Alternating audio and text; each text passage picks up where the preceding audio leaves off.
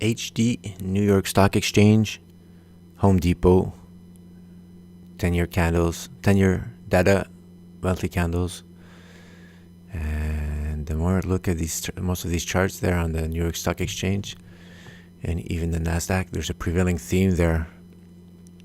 It's like, I always quote Stan Weinstein from the book Profiting in Bull and Bear Markets. And he said when stocks go up, when the market's in an uptrend, well, you could probably throw a dart on the dartboard and choose any stock there, and you'd go up. You might not have the best performers, but you might hit some lagging performers.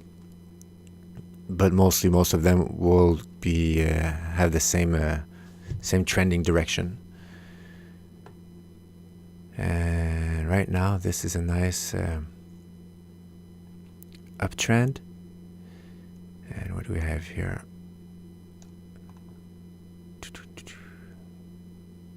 So, no divergence as far as higher highs.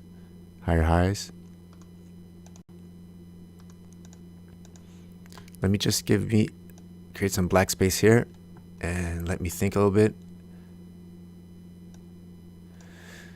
Okay, so here we have we have the start of some resistance being drawn out at the 200 level. And like I've said in the previous podcast, when I want to identify I don't have my monthly candle close yet, I want to identify the next major support. You could probably do the inverse if the trend was downwards and then you want to see what's the resistance. All I do is I go down until I meet a red candle, and then usually when I meet that red candle, I have another red candle and I have some consolidation action. So right now I see this is no major support until I get here to the 150 level. Nice round number. And these round numbers, they come back for important levels. But I pay attention to them, but like in a fun way. Or if I would have drawn at another level, a weird number, then I would just say, okay, Patrick, just gives me a clue, like, it's human nature and all that. We like round numbers. So I don't know if it's still humans that are doing sales and trades these days, or maybe computers, but they're still programmed by humans, right? So there's probably a lot of buy stops here and sell stops here. But there is also a wall here. Okay, so for pattern outlines, it's always the extremities. So the outer of the candle for the resistance, the outer of the candle here for the support. And sometimes I talk about walls, about previous resistance turn support. Well, it doesn't really matter, right? Because we're not in the trade, so sure, it might slow down the price action here, but we want to wait till it comes and tests here and maybe goes back up here and tests some more here and whatever pattern might morph. You just consider these walls when you're in a trade and you want, or right about when you're about to pull the trigger on the trade, or you're calculating, doing your considerations for your targets. Let's say I'd have a pattern here and I'd have an arrow.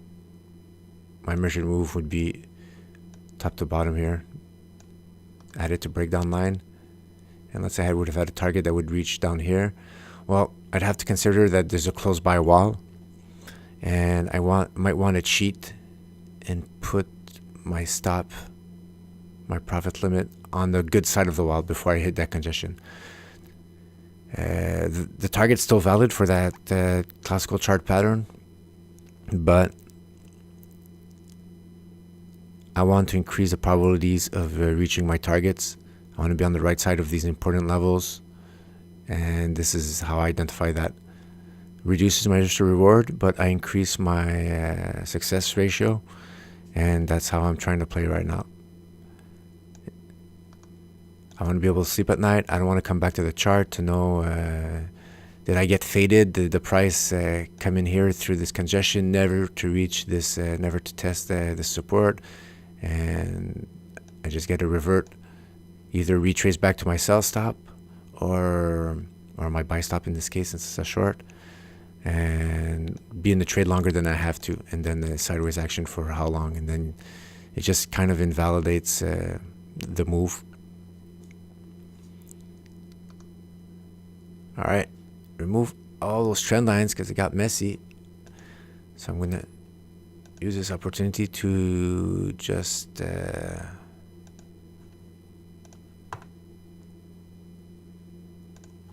hold on. There you go.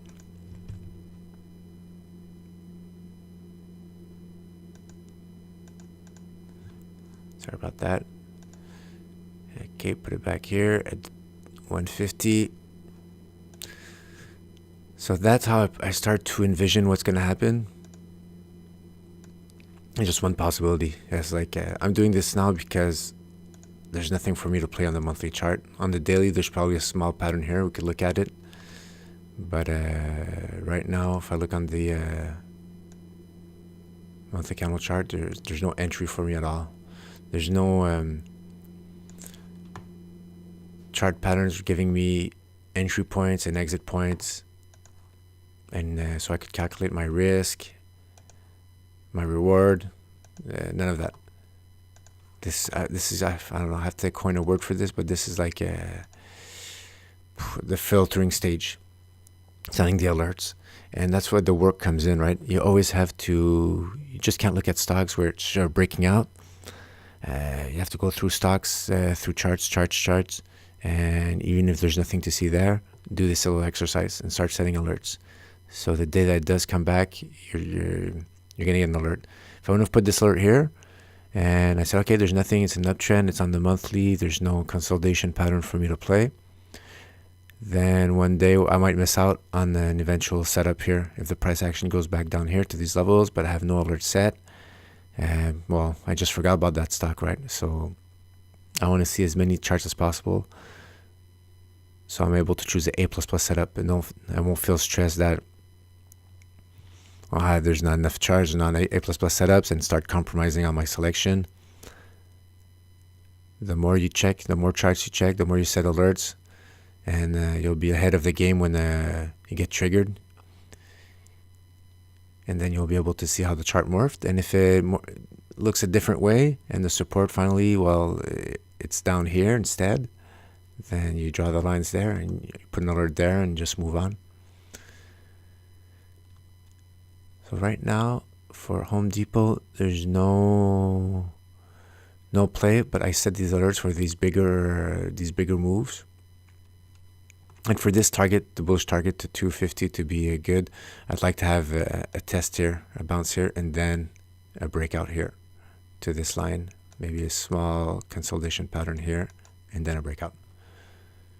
If it just continues now up, it's not really a target for that move because there's no really pattern right now. It's a possible pattern when I did with these lines. There's no pattern now giving me that target. Just be careful with that, and let's just go have fun. Let's go on the 1 year daily. Okay, open my screen. And on the 1 year daily, you see this is the noise again. This is above my wick, and this is below my wick. All action below my wick. So when you play on the smaller time frames, the resistance and support lines from the monthly exist, but like in the world, in another universe. Well, they're still valid for this, so you might run into resistance here, support here, or it's like it sinks. So you're gonna sink through that resistance, but then you won't be breaking out. There'll be action. Then this is like the noise, and then you're just gonna bounce back to levels within that resistance. And same thing here for the support. When you have action, it's not an actual breakdown. It's more like of a sink in and then bounce back inside, sink in, bounce back inside. That's what it means. But if you play on the daily, You don't know about and you've never looked at the monthly, you don't know about that, right? So you're going to draw your lines, your breakout lines. I don't know how you're going to. Here, you're going to look at patterns, and you're going to play them accordingly to what the daily chart's going to tell you to play, the classical chart pattern is going to tell you to play. It's just that if you run into monthly candle defined resistance and support, then that could be a wall. That could be just it's going to reduce your chances of reaching that possible target, and you could have no way of seeing it because you're not seeing high level enough. You're down in. That's why probably on daily charts there's more whipsaws, less patterns come to completion than on the monthly charts. And you could get the whipsawing action. But right now, you see these two I drawn, they did hindsight's 2020, but they still reach their targets. Pull back, go up. Nice consolidation pattern here. Not very long, right? These are daily candles, so I don't know, that's like 1 month. And nice breakout here. Nice tight range. A tight range like with 10 to 15% price action on consolidation sideways move, you could probably triple or double the target, the implied measure move. So this one, what's the price action here? 162, 167. Yeah, that's like 5%, even less. So this move could have been, you could have tripled it and be okay.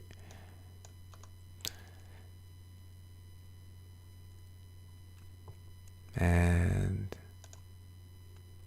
even the higher up, then you would have had that's a nice risk to reward pattern right there. Trending up. All right, so what do we have now? What's tracing out? They really look all mostly alike, these charts from the New York Stock Exchange. I could say here are more of my shorter term resistance and support drawing out.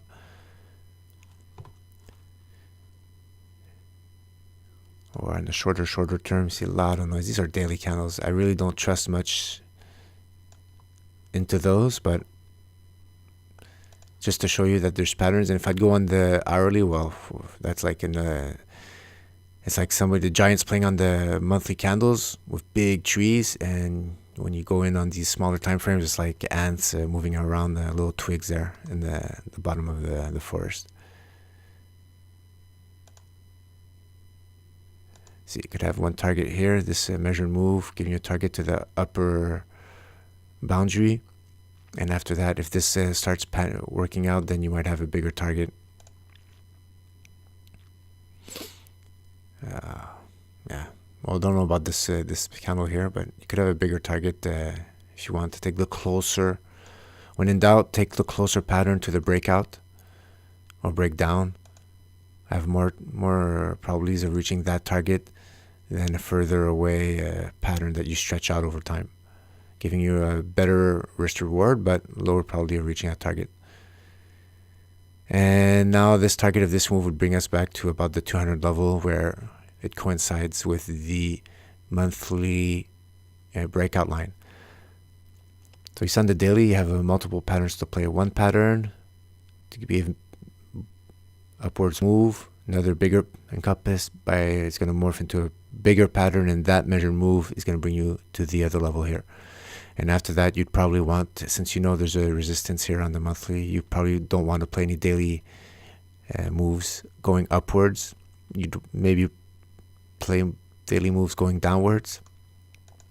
But to bust that resistance on the 200, you are far better off looking at the monthly candle close and play that, just to make sure you're not the guy in the wick, that you're just not buying into a breakout that's going to be closed back below that important level, which is resistance level, which is 200. You got to avoid those, and just make sure you increase your chances of reaching those possible targets and you're not whipsawed out. And that's it. You see these little arrows, man, in context, right? When you're on the monthly chart, they're nothing. That's why sometimes I have these big targets and on monthly charts, but it's just natural for the long-term review that those targets are implied by the larger chart patterns that are being defined and formed and broken out of, or broken down out of also. Okay. All right, so my alerts are set at the 200 level, at the 150 level. I'm not going to play the daily. I'm not going to put alerts there. For me, I want to see it ranging here to have that top pattern for my next move. And see you later, Home Depot. Bye.